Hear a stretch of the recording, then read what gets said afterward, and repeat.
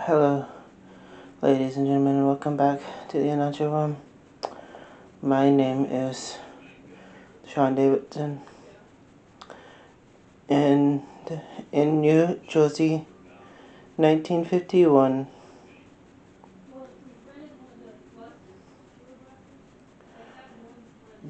a man took a gun and shot his entire family, and then told the police that the voices in his head told him to do it.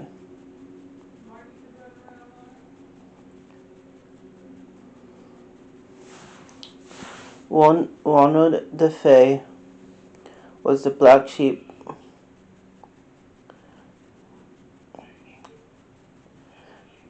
in an Italian family, the firstborn male sons of the heir apparent, and he was not headed in that direction.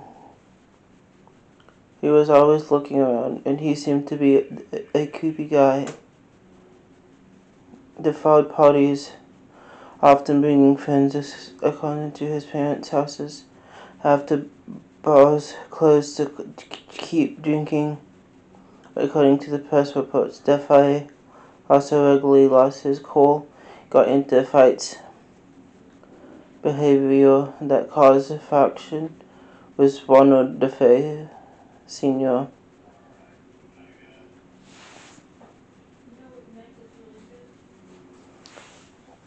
Ron Sr. was quite abusive to the children, especially Butch.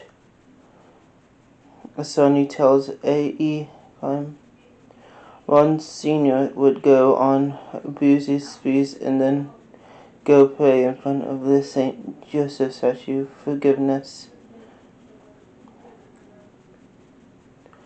Neighbors didn't want to get involved because Ron was bragged about having mob connections.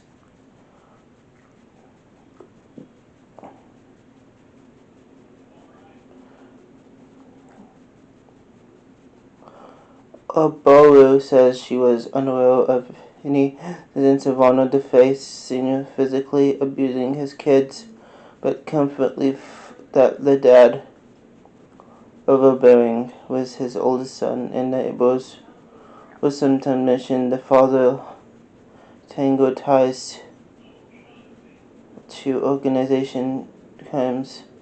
We grew up at a time where the nuns in Catholic schools could hit you. Everyone says father was probably very tough on DeFay as the oldest son. The father was the biggest guy, and Ronald Jr. was not. He accused his sister Dawn of conspiring with him to kill his parents and claimed it was she who murdered the youngest siblings. DeFay, he killed Dawn in self-defense, while they whistled for the rifle.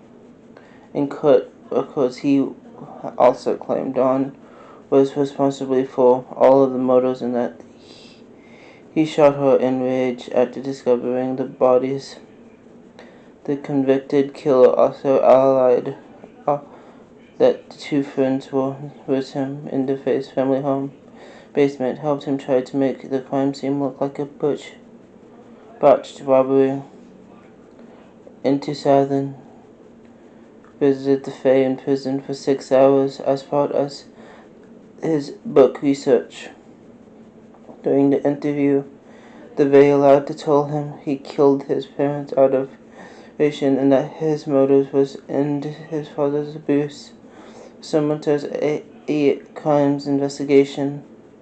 During DeFay's allegations urged her brother to become. She also lived a fear of Ronald DeFay Sr. Says DeFay told him.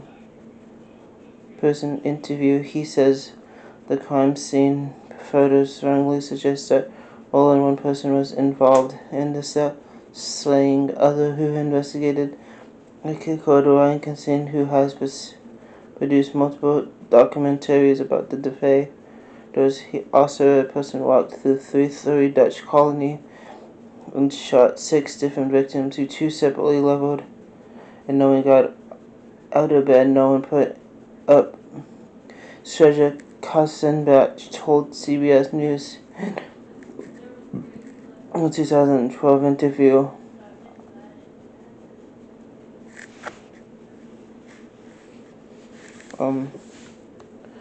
In November, one of the DeFay murdered his parents and 4 siblings with a rifle. He says his voices from the house told him to kill them. Was it the spirits of the house, or was younger sister Dunphy?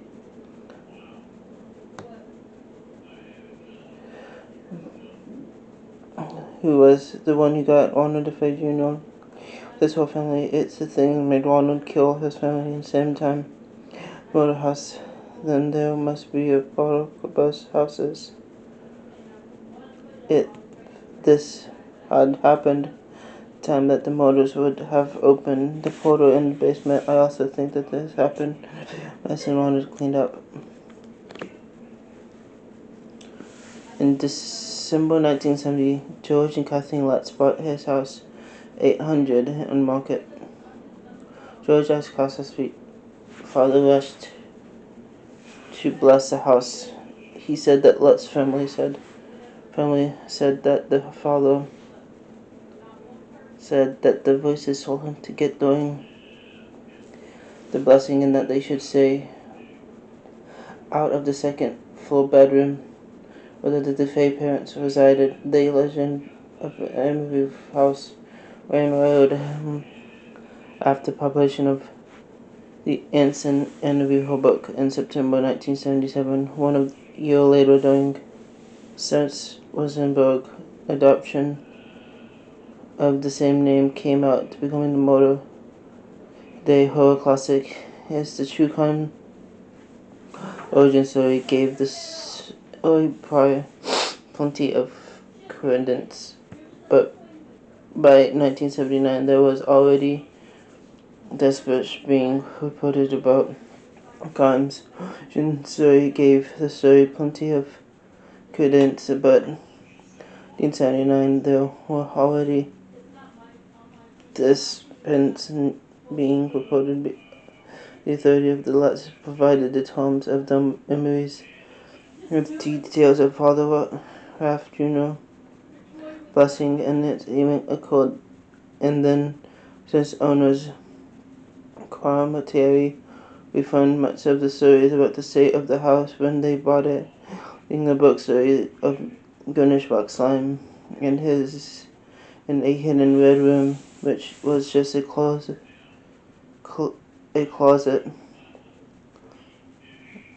an independent investigation then proved the cloven hoof prints that were said to be found in the snow would be impossible because there was no snow during the time that the Lutz were living in the house. Most damning was a very messy lawsuit about ownership of the story. One defense lawyer women that the event was eventually made up by him and Lutz in January 14th. They sent a mover to pack all the possessions in the house on the market it purchased. Who lived no paranormal sightings. The showing years of Lutz, including their children's, were parents in the house defended most of the details of the haunting that made the flee. Then have been countless books and documentaries have tried to both conform and cement the story. The films are eventually entertainment, with some origin details about the DeFay murder being correct, while the rest of the plot, being a supernatural element, was presented as a fiction. Have increased departed from in 1901's continued a television interview into the house. The DeFay family was murdered, reported their supernatural experience were concluded the house was possessed. However, many critics have called the case a hoax. And some of the evidence, like the famous Ghost Boy photo, has been as a possible misconception of an investigation investigator.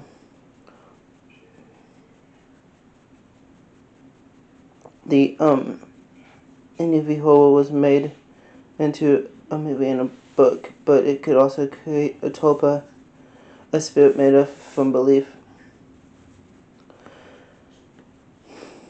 Thank you. That was the Amityville Horror. I hope y'all enjoyed it, and if y'all did, please leave a like and comment what you think of the case, and hope y'all have a great day.